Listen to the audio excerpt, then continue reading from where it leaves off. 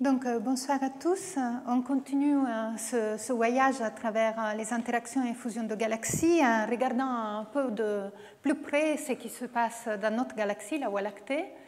Et on regardera un peu les interactions actuellement en cours dans la galaxie. Mais surtout, on essayera de discuter un peu comment rechercher les signes d'interaction passée. Donc, les satellites qui ont été accrétés et qui sont désormais mélangés aux étoiles de la galaxie même. Donc, pour commencer, un petit rappel sur où la Voie lactée se trouve. Donc, elle fait partie du groupe local, qui est un groupe qui contient un peu plus d'une cinquantaine de galaxies, dont la Voie lactée est ici, la Milky Way, marquée en rouge. Les deux galaxies les plus massives de ce groupe sont la Voie lactée et Andromède, M31. Et après, vous voyez qu'autour de chacune de ces deux galaxies massives, il y a des dizaines de satellites qui orbitent autour des deux. Donc, les satellites les plus proches à la Voie lactée sont la galaxie naine du Sagittaire, qui a été découverte en 1994 par Rodrigo Ebata et collaborateurs, qui se trouve actuellement à environ 15 km/s du centre de la Voie lactée. Après, vous avez ici les nuages de Magellan, dont Françoise a parlé avant, la petite et la grande. Et après, vous avez tout un tas d'autres petits satellites. Alors, ici, vous avez une vue du ciel. Ça, c'est une image donnée par le satellite Gaia, par la première release de données, il y a un an environ. Donc, vous avez ici le centre de la galaxie. Vous voyez le bulbe avec sa structure un peu à cacahuète. Le plan du disque, vous avez toute la poussière qui masque une partie des étoiles. Et après, vous pouvez voir ici les nuages de Magellan, donc la grande et la petite. Vous avez ici Andromède et la galaxie du Triangle, qui est une des satellites d'Andromède. Et après, tout un tas d'autres galaxies globulaires qui se trouvent, qu'on peut observer dans le ciel. Donc, on a dit la galaxie de Sagittaire. Il s'agit de la galaxie naine la plus proche de la Voie lactée, qui a été découverte en 1994 par Rodrigo Ebata et collaborateurs. En fait, ce n'était pas une découverte facile, parce que la galaxie du Sagittaire se trouve, vous voyez, en direction du bulbe, mais de l'autre côté de la galaxie par rapport à nous. Donc, en fait, elle était masquée par plein d'étoiles. C'est une région très dense de la galaxie. Donc, c'était très difficile de pouvoir découvrir cette galaxie. Et la découverte était faite en regardant les vitesses des étoiles dans cette région du ciel, qui montraient un mouvement d'ensemble qui faisait penser qu'il y avait quelque chose qui était autre que les étoiles de la galaxie même. Donc, on sait aujourd'hui que la galaxie du Sagittaire a une masse qui est quelques centièmes de la masse de la Voie lactée.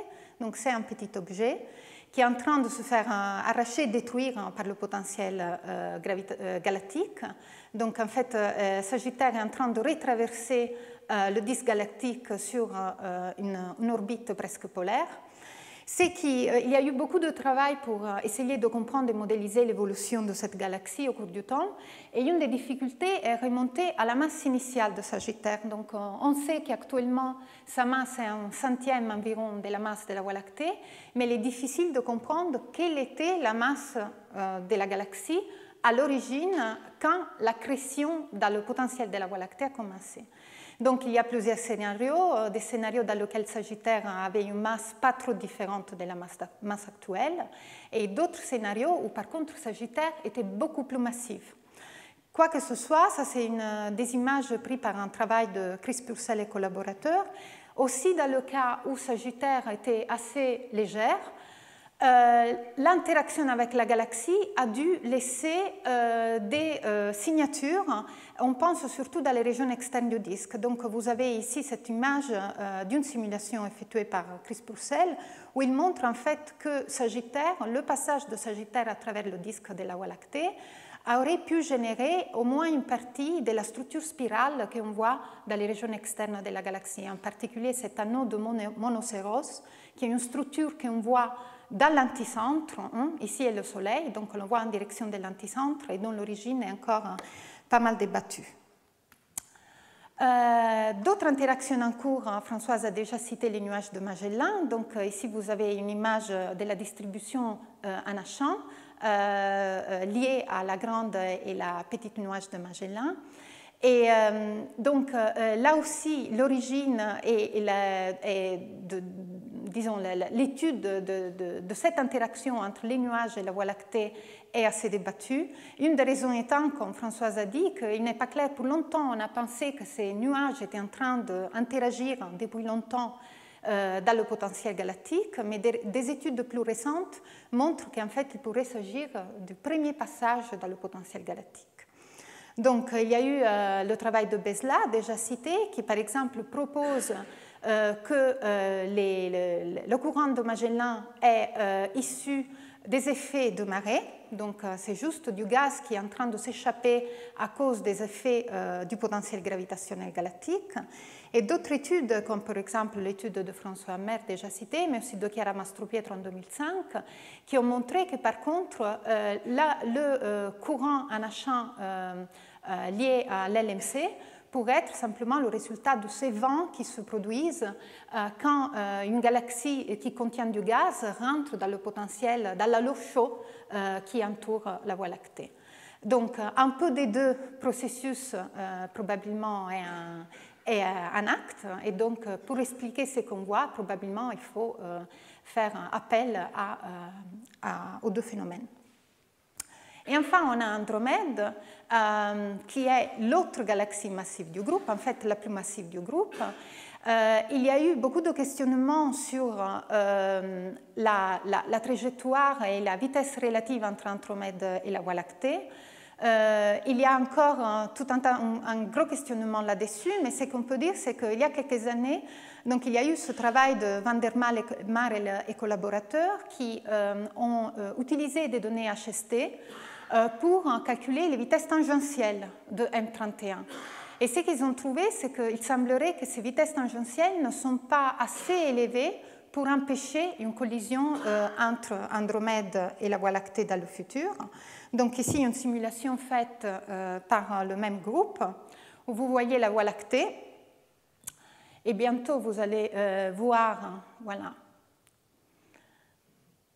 vous allez un peu voyager, et voilà Andromède, avec la galaxie du triangle, M33. Et donc, c'est que les estimations les plus récentes de vitesse suggèrent, et qu'en fait, dans quelques milliards d'années, 2-3 milliards d'années, il devrait y avoir un passage proche entre la Voie lactée et M31. Voici le premier passage proche. Et après, par friction dynamique, ces deux galaxies devraient perdre leur énergie orbitale relative, et entre 4 et 5 milliards d'années, il devrait y avoir une fusion complète entre les deux galaxies. Donc le résidu serait une elliptique, M33 deviendrait un satellite de ce résidu de fusion. Donc, on a vu quelques-uns des interactions en cours, mais une des grandes questions est d'essayer de comprendre où sont les interactions passées. Donc, ici, une animation prise par une simulation cosmologique qui montre qu'une galaxie, donc ce que vous voyez sont tous des halos, l'halo et des tous sous-halos de matière noire. Une galaxie comme la Voie lactée devrait être entourée par des centaines de petits halos de matière noire.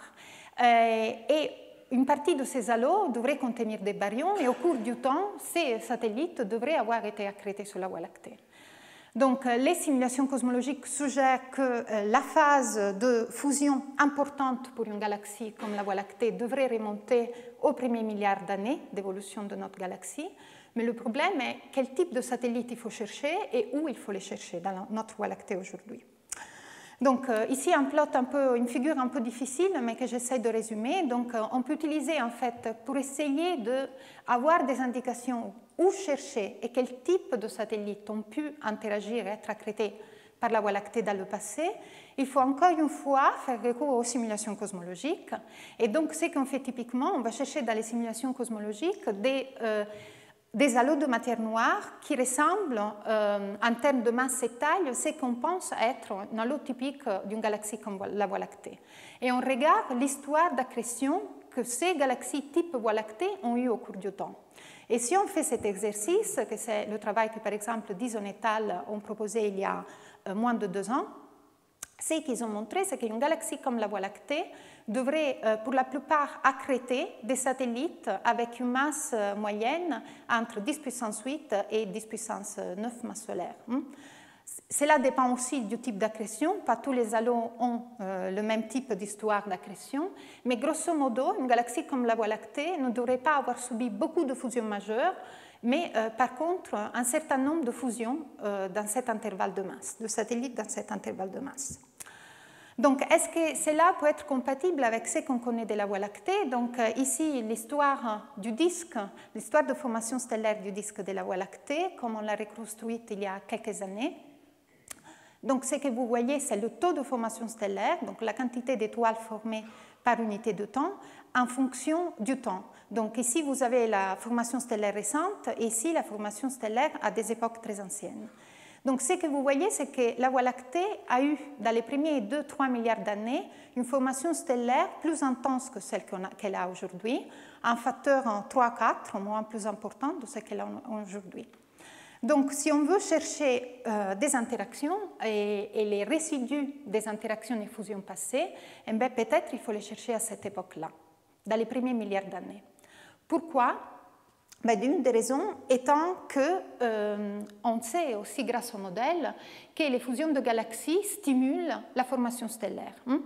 Donc ici vous avez par exemple une simulation faite par Cox et al. Il y a une dizaine d'années où vous voyez la distribution du gaz. Donc vous avez une galaxie type Voie lactée, un petit satellite. En bleu vous avez la distribution de gaz dans les deux galaxies et les différents panneaux correspondent à différents temps pendant l'évolution. Donc, ce que vous voyez, c'est qu'au cours de l'évolution, il y a une compression de gaz dans les régions centrales, et cette compression du gaz stimule la formation stellaire dans les régions plus internes. Donc, évidemment, l'intensité de cette flambée de formation stellaire va dépendre de la masse du satellite. Donc, ce n'est pas la même chose si une galaxie comme la Voie lactée interagit avec une galaxie qui a la même masse que la Voie lactée, ou si elle accrète un tout petit satellite. Donc, le taux de formation stellaire sera différent dans les deux cas. Et en analysant, comme Françoise vous disait avant, une bibliothèque d'environ 1 millier de simulations de fusion et interaction de galaxies, on a pu apprendre un petit peu qu'est-ce qui se passe d'un point de vue statistique quand on a des rencontres. Donc ici, je vous montre juste deux animations. Donc sur la gauche, en haut, vous voyez la distribution du gaz dans deux galaxies à disque qui ont la même masse initialement, et vous verrez comment cette distribution évolue dans le temps. À droite, vous avez les régions de formation stellaire. Maintenant, vous ne voyez rien parce que c'est juste le début de la simulation, mais vous verrez les régions où il y a la formation stellaire la plus intense. Et en bas, vous avez l'histoire de formation stellaire pendant cette rencontre, donc le taux de formation stellaire en fonction du temps. Donc, si on regarde qu'est-ce qui se passe, c'est un cas de deux galaxies en orbite directe, donc même sens de même spin orbital entre les deux galaxies et l'orbite relative. Donc, ce que vous voyez, c'est que dans une orbite directe, vous avez une bonne partie du gaz qui ou s'échappe dans les queues de marée, ou reste très distribué sur une portion très large du disque. Et donc, dans la phase de fusion, vraiment dans les phases finales, vous allez stimuler un taux de formation stellaire qui est quelquefois 5-6 fois celui de la galaxie isolée. Donc maintenant, si on prend les mêmes galaxies, mais cette fois-ci, on change le sens orbital, donc on regarde l'orbite rétrograde, vous voyez qu'il n'y a pas vraiment de véritable queue de marée qui se forme, et tout le gaz se concentre dans les régions centrales, dans les phases finales de fusion. Donc là, vous allez stimuler un flambée de formation stellaire beaucoup plus important. Il reste que si on regarde toutes les fusions et les interactions, donc si on fait une étude sur un grand statistique, 100 000 interactions, ce qu'on trouve, c'est que les cas où le taux de formation stellaire augmente de façon vraiment remarquable sont très rares.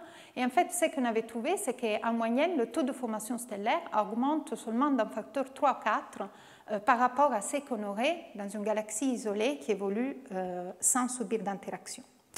Donc, si on revient au taux de formation stellaire qu'on a mesuré pour la Voie lactée, on voit que le rapport entre ce taux de formation stellaire dans les premières phases d'évolution de la galaxie et le taux de formation stellaire qu'on trouve dans les phases les plus récentes est environ un facteur 3-4. Donc, dans cette phase-là, effectivement, on pourrait cacher des fusions.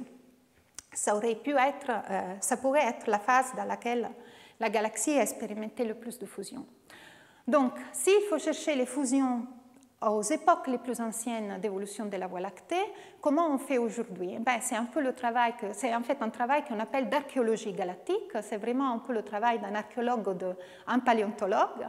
On va rechercher, on va regarder nos étoiles dans la Voie lactée aujourd'hui, mais on recherche parmi les étoiles les plus anciennes. Donc, c'est qu'on essaye de comprendre à partir de ces étoiles les plus anciennes comment remonter au passé de la Voie lactée. Alors, où elles sont les étoiles anciennes dans notre galaxie? Donc ici, c'est une vue un peu schématique de notre galaxie. Vous avez les régions centrales en rouge, le bulbe, un disque mince qui est ici en vert. Le Soleil est à 8,5 kPa du centre galactique. Ce disque mince où il y a actuellement de la formation stellaire en cours est entouré par un disque plus épais. En fait, on l'appelle vraiment le disque épais, vous voyez ici. Et toute cette structure est entourée par un halo stellaire qui constitue un tout petit pourcentage de la masse totale de la galaxie, juste quelques pourcents. Et dans cet halo stellaire, vous trouvez aussi environ une centaine, 150 amas globulaires. On reviendra sur ces amas globulaires et pourquoi ils sont importants pour tracer le passé de la galaxie. Mais donc, vous avez en total 150 amas globulaires distribués dans l'halo et aussi en partie dans les régions centrales de la galaxie. Donc, alors on a dit, le disque mince, c'est une région où il y a encore actuellement de formation stellaire. Donc, ce n'est pas là qu'on va chercher les étoiles les plus vieilles. Les étoiles les plus vieilles dans notre galaxie aujourd'hui se situent dans le disque épais, où on estime que les étoiles ont des âges supérieurs à 9 milliards d'années, entre 9 et 13, dans l'halo, qui est aussi encore un peu plus vieux que le disque épais, donc des âges supérieurs à 10 milliards d'années, dans le bulbe, et dans les amas globulaires. Les amas globulaires ont en moyenne un âge de 10 milliards d'années. Donc, dans la suite, je parlerai un petit peu de ce disque épais parce qu'il s'avère être une composante importante pour comprendre les premières phases d'évolution de la galaxie. Et aussi parce que la masse du disque épais s'avère ne pas être négligeable. Donc, pour longtemps, il a été considéré comme une structure qui devrait contenir environ 10% de la masse totale stellaire de la galaxie, mais des estimations plus récentes amènent à penser qu'en fait, cette fraction est beaucoup plus significative. Il pourrait contenir jusqu'à la moitié de la masse stellaire totale de la galaxie. C'est la dernière composante stellaire de la Voie lactée qui a été identifiée au début des années 80 par Gilmore et Reed. Donc, qu'est-ce qu'ils ont fait, Gilmore et Reed? Ils ont mesuré la densité stellaire. Ils ont fait un comptage d'étoiles, ils ont regardé en direction du pôle sud galactique et ils ont tracé le nombre d'étoiles en fonction de la distance au plan, de la distance verticale au plan. Et ce qu'ils ont vu, c'est que si la galaxie contenait un disque mince seulement, on devrait voir un profil de densité qui tombe de cette façon-là. Mais en fait, ils ont remarqué qu'il y a un excès, représenté avec les points sur les comptages, en fait, il y a un excès d'étoiles à grande distance du plan, et c'est là qu'on a eu la confirmation qu'il existe une composante épaisse de disque épais dans la galaxie. Ici, c'est juste pour vous montrer qu'en fait aussi d'autres galaxies ont des disques épais. En fait, ce sont des structures assez communes dans les galaxies à disques. Et donc ici, c'est le cas d'une autre galaxie où vous voyez un disque mince, et quand vous exposez plus longtemps, vous voyez bien apparaître ces structures plus épaisses. Donc, comment cette structure s'est formée et pourquoi on pense que ça a à faire quelque chose avec les fusions et les interactions de galaxies? Donc, sur la droite, vous avez une animation d'une galaxie à disque qui initialement a simplement un disque mince et qui accrète un satellite. Alors, ce que vous voyez, c'est qu'au cours du temps, le satellite tend à pénétrer dans les régions internes de cette galaxie et le disque, qui initialement était un disque mince, épaissit. Ici, vous avez la même simulation, simplement vue de face. Donc, vous voyez le disque de face et vous voyez, entre autres, la formation de cette belle barre et bras spiraux aussi stimulée par le passage du satellite. Donc, qu'est-ce que vous êtes en train de voir? Quel processus physique vous êtes en train de voir ici? Vous savez simplement qu'une partie de l'énergie orbitale du satellite, au cours du temps, à cause de la friction dynamique, est convertie en énergie interne des étoiles du disque de la galaxie principale. Donc, ces étoiles gagnent de l'énergie et donc ils ont plus de dispersion de vitesse et donc la distribution tend à épaissir. Donc, c'est ce mécanisme. Donc, on peut former un disque épais simplement par réchauffement cinématique, comme on dit, d'un disque mince. C'est une chose qui a été très étudiée dans les derniers 30 ans, donc je ne veux pas que vous regardiez toutes ces images, mais je voudrais vous dire qu'il y a tout un tas de paramètres qui jouent un rôle important dans la structure finale, dans les propriétés finales du disque épais. Par exemple, à l'aide de simulations numériques, on a compris que l'épaisseur finale du disque épais dépend de la masse du satellite accrété. C'est qu'on peut comprendre. Le plus le satellite est massif, le plus on va générer un disque, le plus l'épaisseur du disque initialement mince va augmenter. Cela dépend aussi de la quantité de gaz qu'il y a initialement dans la galaxie principale. Donc, ce n'est pas la même chose si vous accrétez un satellite dans une galaxie qui ne contient pas du tout de gaz ou qui est riche en gaz, parce que le gaz va contrebalancer cet effet de chauffement dû au passage du satellite. Et après, les propriétés du disque épais dépendent aussi de l'orbite, de l'inclinaison du satellite par rapport au plan orbital. Donc, si vous accrétez un satellite sur une orbite qui est dans le plan de la galaxie principale, vous avez un disque épais qui aura une forme plus aplatie. Alors que si, par exemple, l'orbite est polaire, comme ici, vous allez avoir un disque épais qui est beaucoup plus étendu. Donc, on pourrait dire, on a toutes ces simulations, donc on sait comment les propriétés du disque épais dépendent des paramètres orbitaux, donc on pourrait être capable de dire quelque chose sur le type de satellite, la masse du satellite, les paramètres orbitaux ou à quelle époque ces interactions ont eu lieu. Ben, malheureusement, la chose n'est pas si simple parce que ce n'est pas... on a vu qu'on peut former un disque épais par réchauffement d'un disque mince, mais il y a aussi un mécanisme qui est presque opposé et qui amène essentiellement au même résultat. Donc, on peut le former par réchauffement, comme on a dit, mais en fait, on peut le former aussi par refroidissement cinématique. Qu'est-ce que je veux dire avec cela? Dans les dernières années, ça c'est un scénario qui est en train d'être de plus en plus étudié dans les dernières années. La raison étant qu'il y a eu des travaux il y a environ une dizaine d'années par Chris Brook et collaborateurs qui ont montré que dans les phases initiales d'évolution d'une galaxie comme la Voie lactée, en fait, sont des phases où on accrète beaucoup de satellites, beaucoup de galaxies. Donc, le gaz même, la galaxie est très riche en gaz et à cause de ces interactions continues, le gaz est très turbulent. Donc, les étoiles qui se forment à partir de ce gaz ne sont pas redistribuées et confinées dans un disque mince, mais elles se forment dans un disque qui est plus épais que celui dans lequel on voit se former les galaxies aujourd'hui, les étoiles, pardon, aujourd'hui. Et donc, c'est exactement ce que Bird et al. Ont montré quelques années après.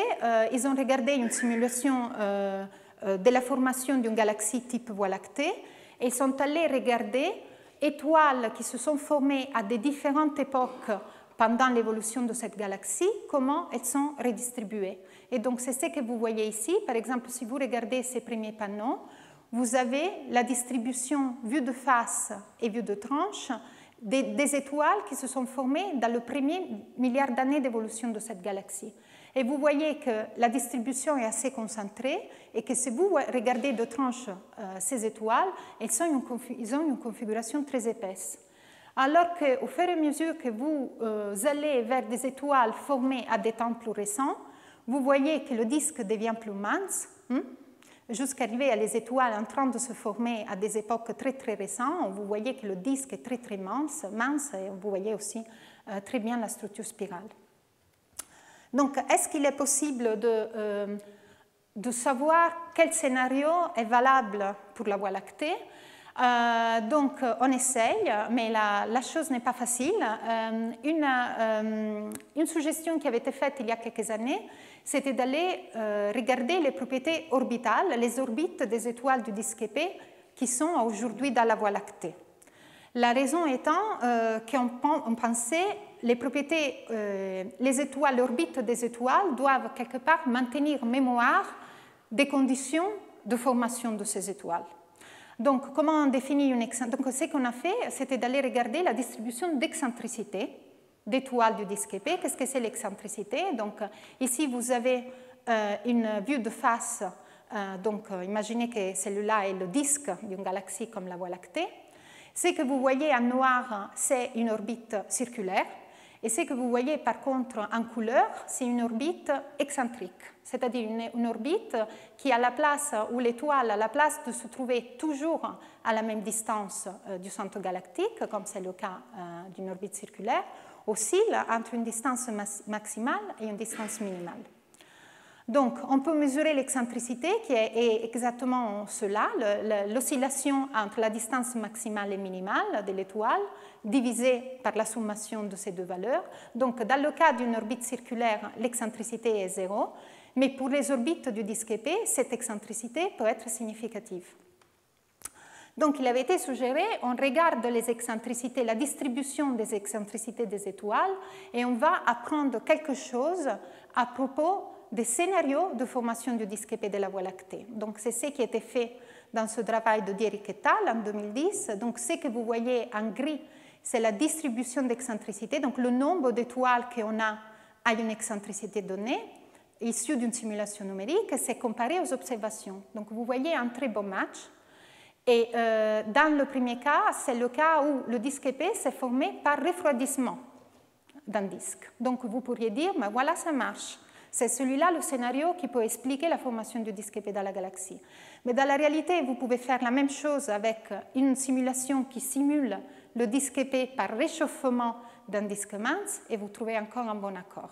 Donc, il est vraiment difficile au moins d'utiliser ce genre d'estimation pour comprendre la formation du disque épais de la Voie lactée. Probablement, il y a évidemment, comme souvent, les deux mécanismes, ils sont en train de jouer un rôle en même temps. Mais ce qui est sûr, c'est que, quoi que ce soit le mécanisme prépondérant, il y a un lien très probable entre la formation de cette structure dans la galaxie et la phase d'interaction. Donc, le disque épais peut être lié aux interactions, mais on reste avec un problème. Et c'est le problème de retrouver les étoiles qui ont été accrétées au cours du temps dans la galaxie, une fois que ces étoiles sont complètement dispersées dans la galaxie même. Donc, ici, encore une animation prise d'une simulation numérique qui vous montre chaque couleur représente un satellite qui est accrété dans une galaxie type Voie lactée. Attention, il n'y a pas d'étoiles de la Voie lactée montrées dans cette animation. Donc, tout ce que vous voyez sont les étoiles du satellite.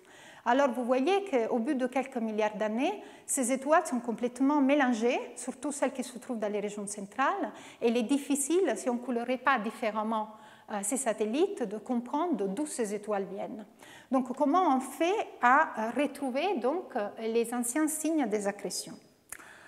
Donc, une idée qui a été proposée il y a environ 15 ans, c'était d'aller regarder les propriétés cinématiques des étoiles. Qu'est-ce que je veux dire par cela? Et en particulier de regarder dans ce qu'on appelle les espaces des intégrales du mouvement. Qu'est-ce qu'on veut dire pour cela? Imaginez que vous avez une galaxie comme la Voie lactée qui est en train d'accréter un certain nombre de satellites. Chaque satellite rentre dans la galaxie avec une certaine énergie orbitale et un certain moment orbital, moment angulaire orbital. Donc, chaque satellite constitue un de ces surdensités colorées que vous voyez là. Ça, c'est le début de la simulation.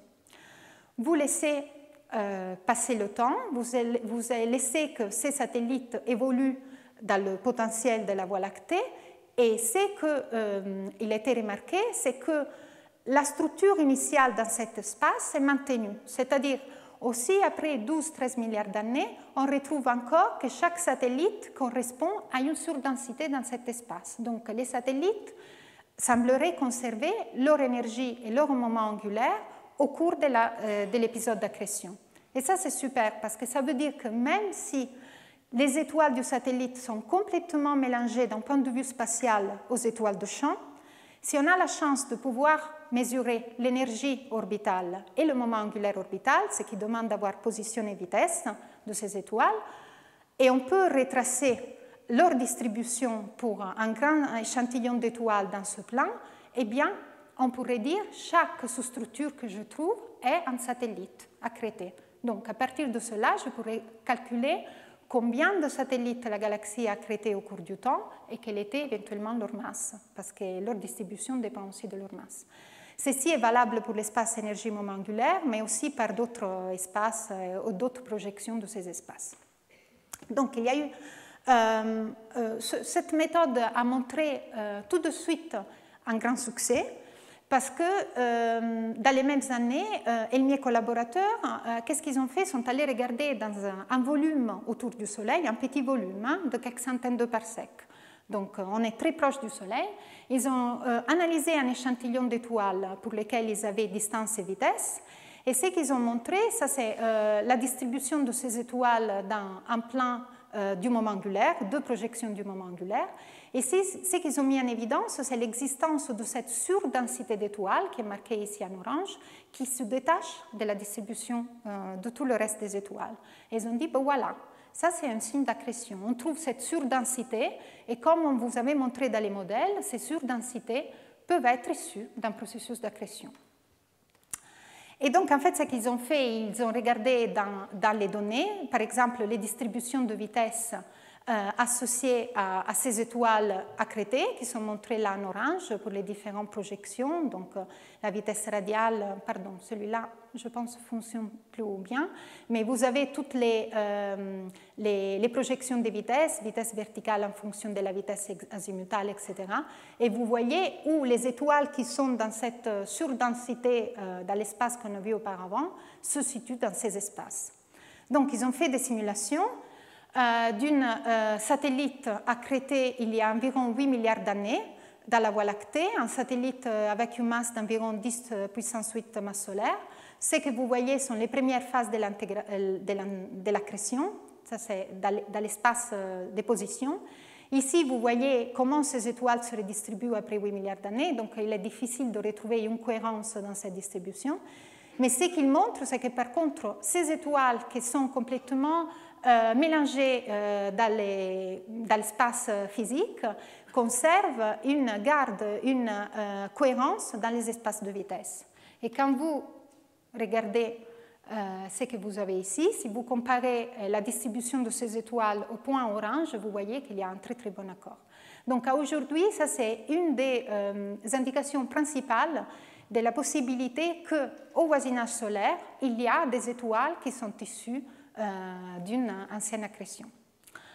Donc, l'histoire est un peu peut-être plus compliquée de ce qu'on a vu jusqu'au présent, malheureusement, parce qu'en effet, cette méthode est valable jusqu'à quand l'idée que l'énergie et le moment angulaire se conservent au cours du temps est valable si le satellite n'est pas très massif. Pourquoi? Parce que dans ce cas-là, vous avez déjà entendu parler de la friction dynamique. Dans ce cas-là, la friction dynamique n'a pas tant le temps d'agir sous des satellites très peu massifs. Donc, ça veut dire qu'au cours du temps, le satellite va garder son énergie orbitale. Donc, il n'y a pas un changement d'énergie orbitale. Cette énergie est conservée.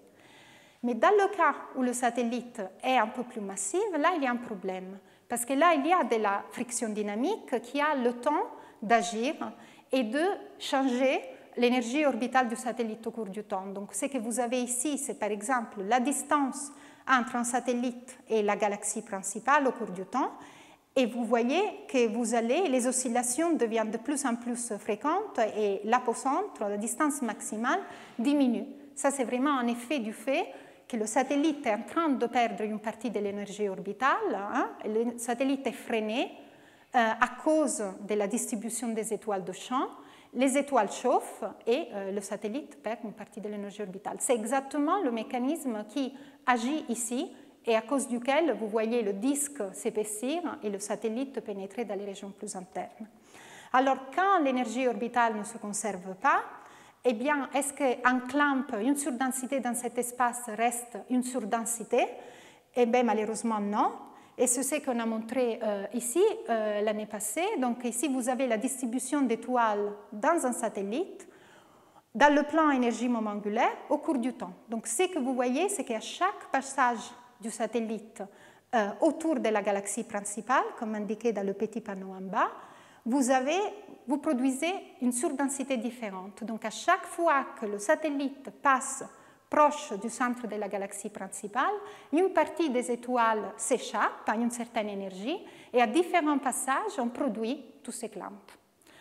Donc, morale de l'histoire, si vous avez la possibilité d'aller tracer la distribution d'étoiles dans cet espace énergie-moment angulaire, ce n'est pas nécessairement dit qu'une surdensité dans cet espace correspond à l'accrétion d'un satellite. On pourrait avoir que 10 surdensités sont dues à l'accrétion d'un seul satellite. Donc il y a une dégénérescence malheureusement et il n'est pas difficile de remonter du nombre de surdensités au nombre d'accrétions passées. Donc il nous faut quelque chose d'autre. Donc la cinématique, les orbites, ce n'est pas suffisant. Donc une autre méthode sur laquelle on travaille est d'utiliser la chimie, les propriétés chimiques, les abondances chimiques des étoiles. Pourquoi? Parce qu'une étoile se forme dans un certain milieu interstellaire qui a certaines caractéristiques chimiques et les caractéristiques chimiques sont gardées par cette étoile tout au cours de sa vie. Donc vous pouvez imaginer une étoile qui se forme dans un satellite avec une certaine propriété et abondance chimique initiale. Lorsque l'étoile et la galaxie sont accrétées dans la Voie lactée, l'étoile continuera à avoir les propriétés chimiques qu'elle avait à l'origine. Donc, une des premières raisons pour lesquelles il est intéressant et important d'aller regarder la chimie, c'est qu'on sait qu'il y a une relation entre la métallicité moyenne d'une galaxie, la métallicité moyenne des étoiles dans une galaxie, et la masse de la galaxie même, qui dit que le moins la galaxie est massive, le moins en moyenne elle est riche en métaux.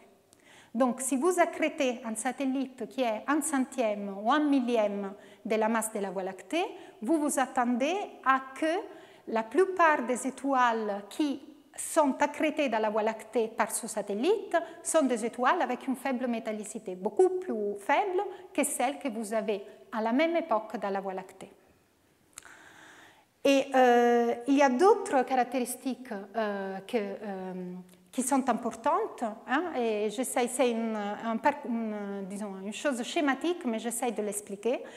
Donc, un autre plan qu'on regarde avec intérêt, c'est un plan où vous avez la métallicité sur l'axe des X, donc le rapport fer sur hydrogène, en fonction, par exemple, de magnésium sur fer, mais ça peut être silicium sur fer, titanium sur fer, donc abondance de ces 10 éléments alpha par rapport au fer. Et on regarde ce type de plot parce que c'est quelque part un horloge de la formation stellaire et de la rapidité avec laquelle l'enrichissement se fait dans une galaxie. Qu'est-ce que je veux dire? Donc ici, vous voyez qu'il y a deux parties dans ce plot, un plateau et après vous voyez une pente. Donc le plateau et le pente, et donc typiquement une galaxie, les premières étoiles qui se forment dans une galaxie ont une métallicité très basse. Cette métallicité augmente au cours du temps et à un moment donné, la tracée chimique de la galaxie tend à descendre. Pourquoi? Parce que dans les premiers quelques dizaines de millions d'années, depuis le début de la formation stellaire de la galaxie, ce qui agit, donc vous savez que les différentes générations d'étoiles, des étoiles se forment, elles produisent des éléments à l'intérieur de l'étoile, et après ces éléments sont relaissés dans le milieu interstellaire quand l'étoile est à sa fin de la vie. Et par exemple, elle explose comme supernova.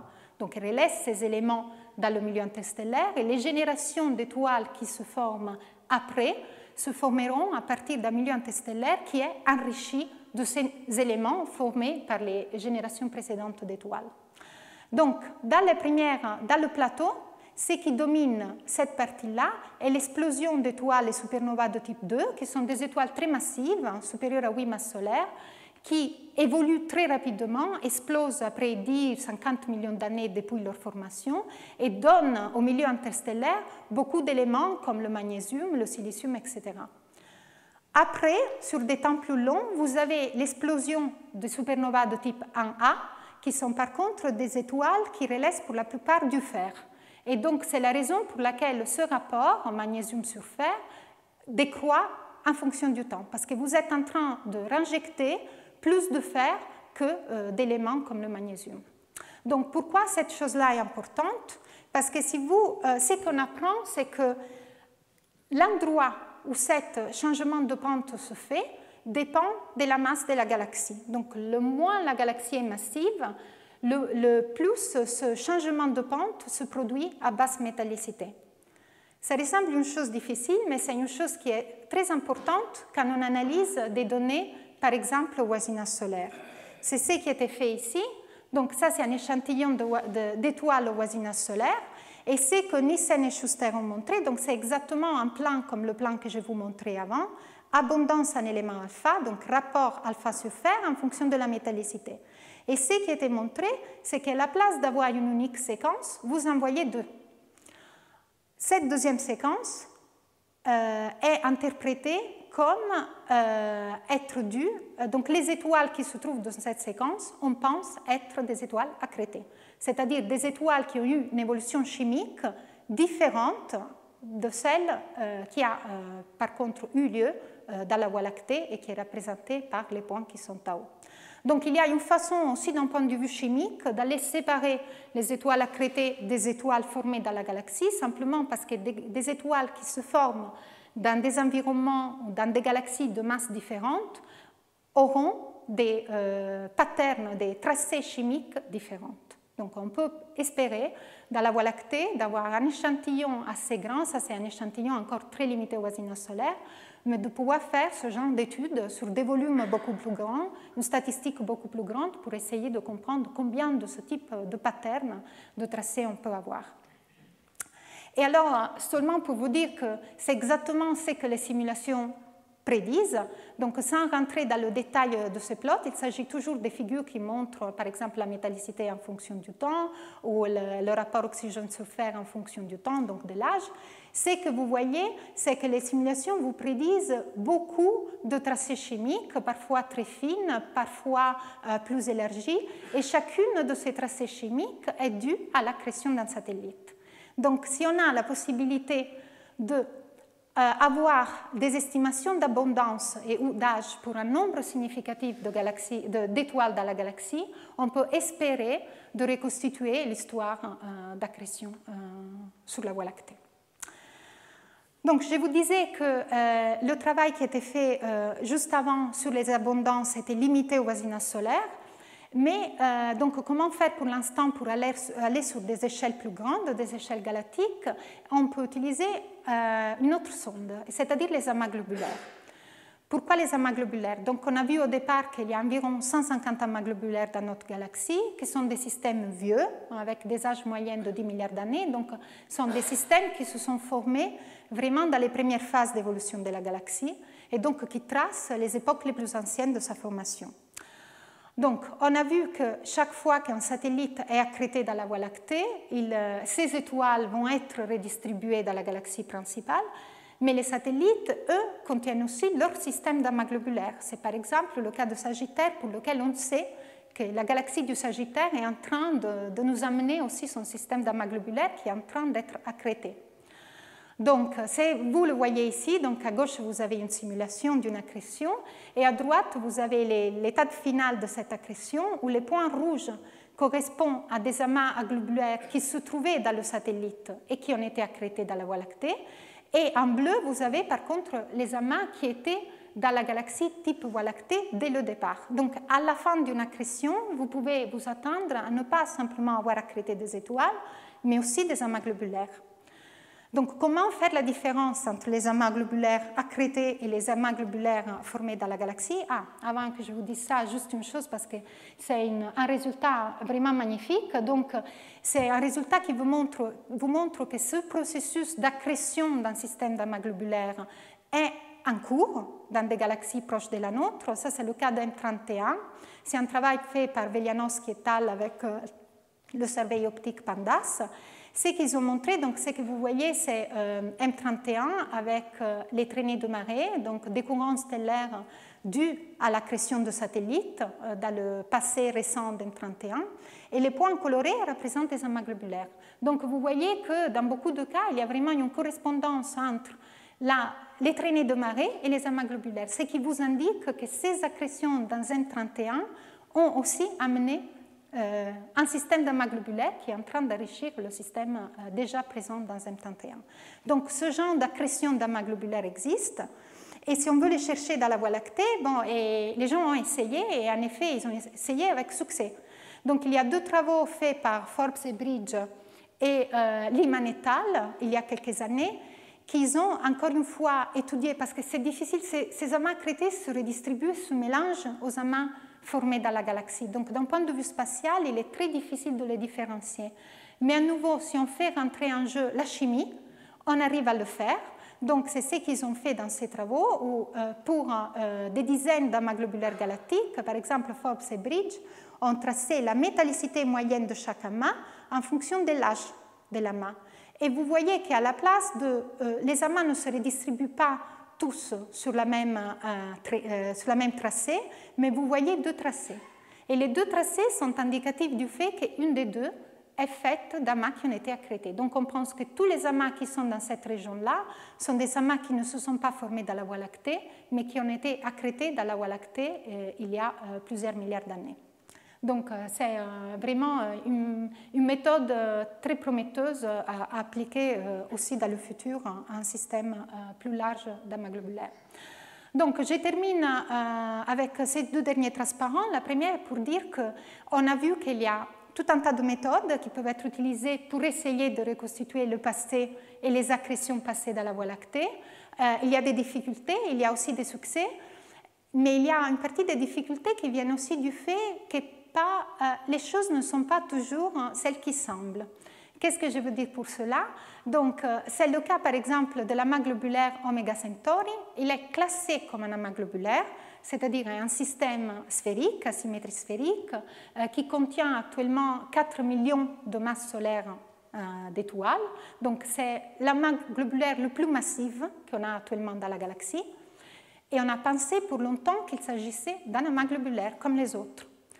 Mais après, on a commencé à étudier les métallicités des étoiles de cet amas. Et ce qu'on a vu, c'est qu'à la place de contenir des étoiles qui ont toutes la même métallicité, comme c'est le cas pour les amas globulaires sont caractérisés, sont des systèmes stellaires qui se sont formés à la même époque, donc toutes les étoiles avec même métallicité.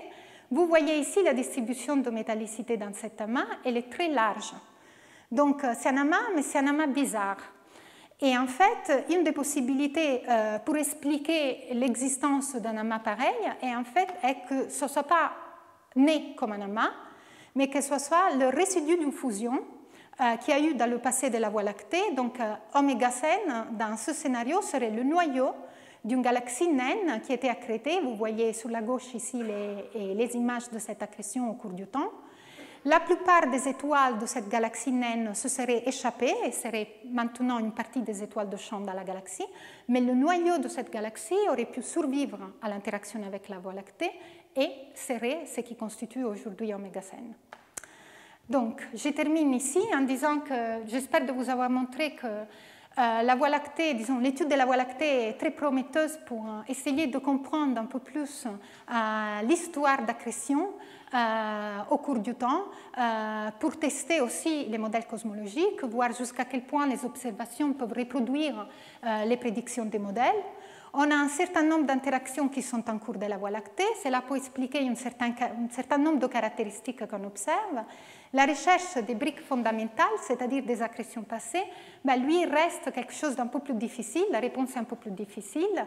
Et un apport fondamental arrivera d'ici quelques mois avec la publication du 2e catalogue Gaïa. Donc pour la communauté galactique, mais pas seulement pour la communauté galactique, ça c'est vraiment un tournant dans notre compréhension de la Voie lactée, parce que vous avez vu que toutes les études faites jusqu'au présent, elles étaient très limitées au voisinage solaire.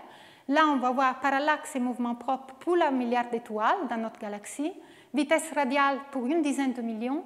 Donc, on aura des abondances chimiques qui viennent d'autres projets qui sont liés à Gaïa. Donc, on peut espérer de faire le type d'analyse que je vous ai montré sur des échantillons beaucoup plus grands, beaucoup plus élargis, et donc d'essayer vraiment de pouvoir comprendre de façon plus robuste l'histoire de formation de notre galaxie. Merci.